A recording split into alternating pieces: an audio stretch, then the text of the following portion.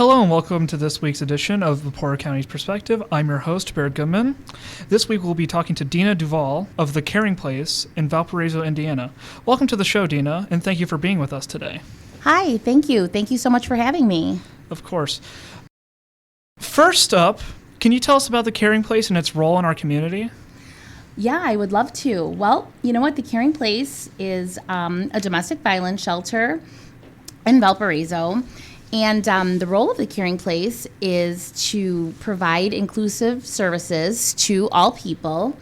And we offer shelter to anyone that's experiencing domestic violence and sexual assault. We offer community resources and services. And we also have advocates that are in the community for clients that aren't in shelter. Yeah. Next, can you tell us a little bit about yourself and what you do at The Caring Place? Yeah. Well, I have been a stay-at-home mom for over 25 years, and I started off as a volunteer, and it was just a really natural fit. I started working at The Caring Place, and I'm now in the development team, or I should say on the development team. I work really closely with my director and team, and we develop fundraising goals and strategies that align with our mission.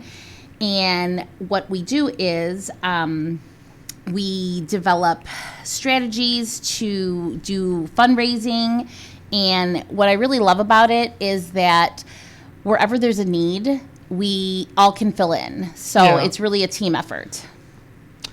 How long has The Caring Place been in operation, and will you share some of the impact it's had on the families in our area? Oh, yeah, absolutely. So the Caring Place has been around since 1978, and I think that it has impacted a lot of families.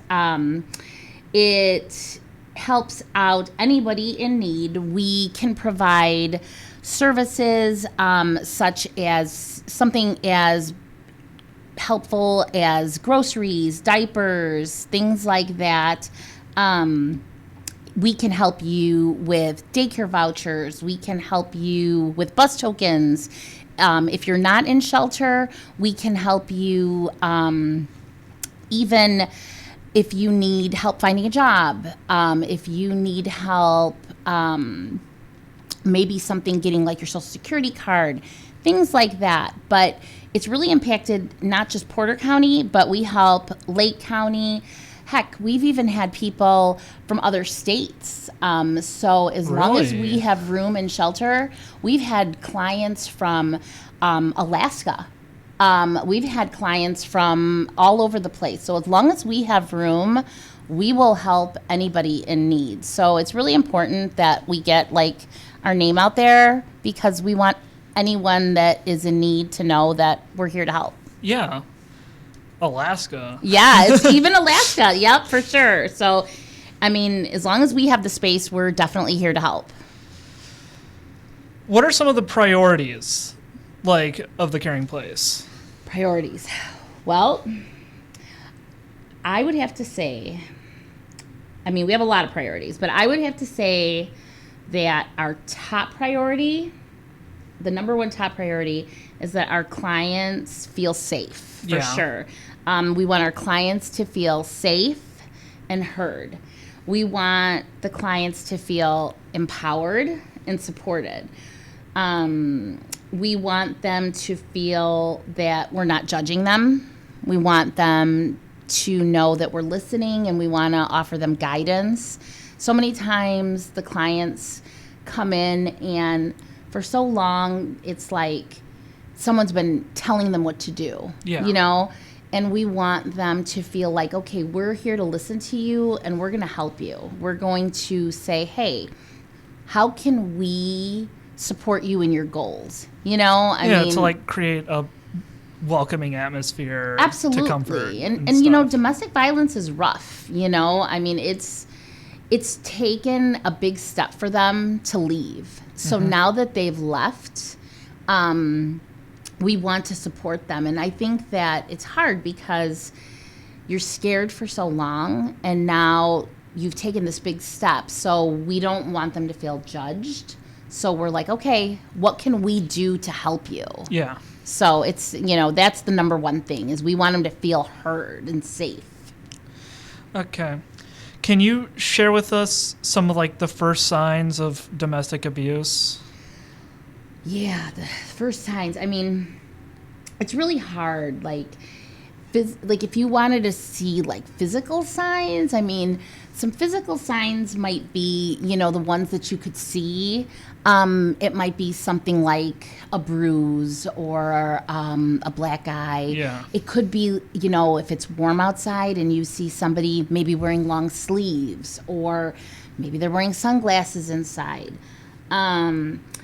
It could be an emotional sign. It could be maybe you know somebody who's normally really outgoing and now they're more withdrawn. It could be that somebody is more withdrawn from friends and family. Maybe they're a little bit more agitated. Could be more their sleep pattern changes, things like that. It's and maybe sometimes it's not that noticeable. Maybe it's something like the eating habits change. Sometimes it's it's not so noticeable. But if you have a gut instinct, kind of go with your gut a little bit. Yeah, you wanna, like, test the waters. Yeah, and you don't want to just be like, hey, what's wrong? Kind of just listen, kind of, because... Just, like, offer a helping hand and say that you're there to help. Yeah, like, hey, how you doing? Or, yeah. you know what, I noticed maybe you're kind of quiet today. Is everything okay? And they might be like, yeah, I'm fine. But next time, they might open up a little bit more and stuff. And the biggest thing I can always say is, don't judge. Don't judge. And just let them know you're always there for them. Because it might take a couple of times, but, they will open up. You just got to, like, offer a shoulder to lean on. Absolutely. Support is key. Well, you kind of answered this already, but if someone we know is experiencing signs of domestic abuse, what are some advice that you can offer for help for those who are concerned about loved ones? Again, like you said, but this is really important. You always want to validate their feelings and you don't want to criticize. It's really common, and I understand, something I've learned after being at the caring place, it's really easy to say things like, well, why don't you just leave? Or, why are you still with this person? Because I'll be honest, I was guilty of that mindset in the past myself. Like, well, you can just, leave or whatever, but you really want to validate their feelings because there's so many reasons why people don't leave. It could be a financial thing. It could be an emotional thing. And the reality is there is love there for a lot of people, and it's not so easy. So I would say the first and foremost thing is that you validate their feelings and you listen without judgment. Mm-hmm. I think the most important thing is to let your friend or family member know that you're always there to support them and that you will always be there. You can offer them a hotline number, and you can let them know that you're going to be there for them no matter what. Yeah. And things like that. I think that's the first part, is not criticizing and things like that. So that would be the best way to encourage help and support. Mm-hmm. Can you share with us some statistics surrounding domestic violence? Yeah. Unfortunately, these statistics are kind of rough, but I certainly can. The national average is it takes 7 times before someone will leave their abuser. Whoa. Yeah, 7 times before they leave for good. So, and I've seen this number at the shelter, and we really want to bring that number down. Yeah, for sure. 7 times. And this number blows me away. I still can't believe this one.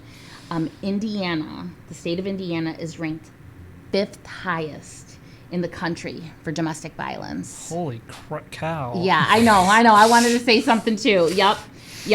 5th highest. So we definitely want to bring that number down. Another one is 1 in 3 women will experience some type of domestic violence in their lifetime, and 1 in 4 men will. So these numbers are pretty staggering. Yeah. So we definitely want to bring those numbers down, and hopefully by getting awareness out there, talking about it more, we can do that. And so thank you so much for inviting me today. Of course. And getting that out there, and just kind of to bring around, I can definitely give you our hotline number that's 24 hours. Yeah. You know. Yeah, I was actually just about to ask that. Awesome. Can you share with us that number? Absolutely. We are 24 hours, and our number is 219-464-2128. And you can call us anytime. We have someone that will answer you anytime. Besides Safe Shelter, what are some other services that you can provide to those in need? Oh, we offer a lot of things. Okay, so besides Safe Shelter, we can offer, we have advocates that can offer, we have a legal advocate, and she can help write a protective order, which is great. We have amazing staff members that run support groups. Some of the other services I mentioned, where we can have advocates that help you get daycare vouchers, can help you find jobs, can even work on your resume, all of those things. I mean, some women, men as well, come into shelter and they don't even have their Social Security cards, things like that. We can help you with all of those things. So it's really amazing how getting all of your affairs in order, things like that, the staff can help you with all of that. And you know what? You can get everything in order and find a job, and it's amazing. And our staff, I've got to give them so much credit because they're so motivated and so selfless, and they really want to help you succeed. So it's pretty awesome. Can you explain to the listeners what a safety plan is and what are some of the key components to it? Yes. So actually, it's really interesting. I was actually talking to my boss about this when I was looking over the questions for the interview, because I wanted to make sure that I fully understood that you fully too. Grasped it. Yeah. So you always want to make sure that you have a safety plan in place. So sometimes when we get calls from on the hotline and stuff, maybe our callers aren't ready to come in to shelter. So we'll ask them okay, if you're not ready to come in, let's get you a safety plan in place. Or if you're in shelter and you leave, what do you need to have a safety plan? So a safety plan would look like, okay, who do you call? Who do you call if your abuser is present or if you feel, like you're not safe? Yeah. So you can call 911, or do you have a family member? Do you have somewhere to go? Things like that. Also, if you have a child there, what do you do? Things like that. So these are all part of your safety plan. Also, with your safety plan, some people, they're really afraid to call somebody, and you need to just leave. So you can just get out the door and leave. So you need to have your exit in sight so that you can leave, because maybe you just can't get to the phone. Yeah. So you just get out the door and leave. So those are things that you need to have in place and be ready to go. What kind of advocacy is available for those who reach out to the Caring Place? So in our previous question, I think I got a little bit ahead of myself. Yeah, but you got... Yeah. I got a little overzealous, but the advocates can also, something else they can do is they can take you to your doctor's appointments. Mm-hmm. Something else they do, which is really cool, is they can help you enroll in school. Really? Yeah. We have some clients that come in and they're like, you know what? I was in school and I'd like to go back to school. Or maybe they've never been in school. We had actually a mom. It was really cool. She started college. She was 38 years old and she's like, you know what? I'm going to college. I'm going to get my bachelor's. And it was amazing. She was so excited to tell her daughter, you know what? It's never too late. I'm going to college and here I am. And we actually had another client who her children had only been homeschooled. So we got her help, and her kids got enrolled in elementary school. We also have a child services specialist. So what they do is they work with the kids and they do projects. And what's nice about that is the groups that we offer for the moms, we have a wonderful advocate who does groups with the clients that really help them work on their traumas and stuff, which is so important because it's a safe space for them to share and talk about what's going on in their lives. Well, while that's happening, the kids then can be in a safe space where they can work on fun things, crafts, games, things, with the child specialist, so that then the moms are in a safe space where they don't have to worry about the kids. And it's great. It's great for the kids. It's great for the moms. So it's a really nice balance, and so those are some nice services that we offer as well. Does the Caring Place have any upcoming or ongoing community outreach programs that you'd be able to tell us about? Yeah. So our outreach, we do a lot of things as far as outreach. Well, actually, right now, there's always a variety of different things going on. But April is actually Sexual Assault Awareness Month. So it's really important for us to let the community know what's going on. And so one of our advocates is doing a project right now. And I know this kind of ties in with some of the questions that you were asking me. And so we have a project going on called Movers for Moms. And what that is it's really great. Kyle Brown with Two Men in a Truck is great.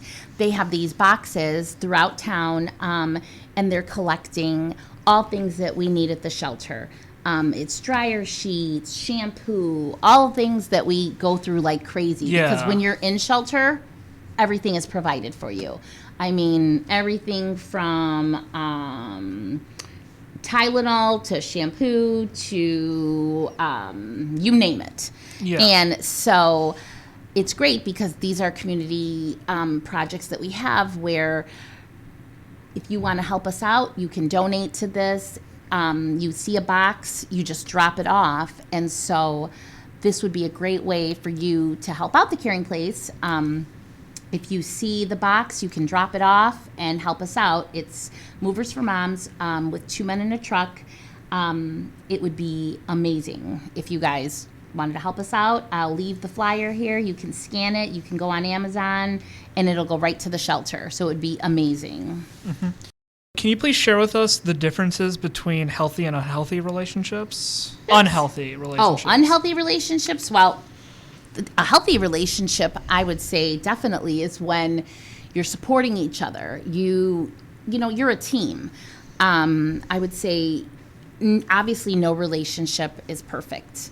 You definitely you want to support each other, and you want to be each other's cheerleader. I mean, no relationship is perfect. Yeah. But you don't want to talk down to each other. An unhealthy relationship is definitely when you're talking to each other in a negative way. You're talking down to each other. You're saying hurtful things. You're demeaning to each other. Obviously, everyone has a bad day. But when you're talking down to each other and you're saying hateful and mean things. Yeah. I mean, that is just not acceptable, and that's not okay. So if you're in a relationship and someone is making you question your self-worth, that's not healthy. What would you recommend someone trapped in an unhealthy relationship to do? If you're in an unhealthy relationship, I would definitely recommend that you talk with someone that you trust. And you say, I'm in this unhealthy relationship and I want to be out of this relationship. And I think that with support, you can definitely get out of that. And you know what, there's nothing more valuable than the support of people around you. And that's not always easy. And that's why at the Caring Place, it's so important to have that, and we don't judge. So I would definitely say talk to the people around you. And with that, you know what, that's what you need. Is there anything else you'd like to share? Well, you know what, we talk about the Amanda Forum. I don't know if you're familiar with the Amanda Forum. The Amanda Forum is really something that is important to us. The Amanda Forum was started in 2013. It was started by Amanda Bach's family who, she lost her life to a teen dating violence by her boyfriend. And so every year, the Amanda Forum is held, and it brings education to teens about teen dating violence. And so that's why it was so amazing for us when you invited us here at Chesterton High School, because, you know, it's happening younger and younger. So it's really amazing to hear that you guys, you know, invited us and wanted to get knowledge about this. So I just kind of wanted to bring some attention to that, and thank you, because you know what, it's younger and younger these days. So thank you for inviting us and, you know, bringing awareness to that. Finally, can you please repeat the Caring Place's contact information, and if there's any other ways that people could contact you? Absolutely, absolutely. So our number is 219-464-2128. And obviously we're online, so you can go to our website at www.thecaringplacenwi, and you can find us there. And and we're on Facebook as well, and Instagram, all of the things. So feel free to reach out to us. And and we're trying to get our social media presence out there. We have a new social media person. So please feel free to reach out to us. And Bear, thank you so much for having me today. It's been really great. We really appreciate you, and thank you so much. Of course. And that's going to wrap things up for this week's Porter County Perspective. I've been WDSO's Bear Goodman, and my guest, Deana Duvall, for the Caring Place. I really appreciate you joining us. Thank you. Thank you so much. And that's going to wrap everything up.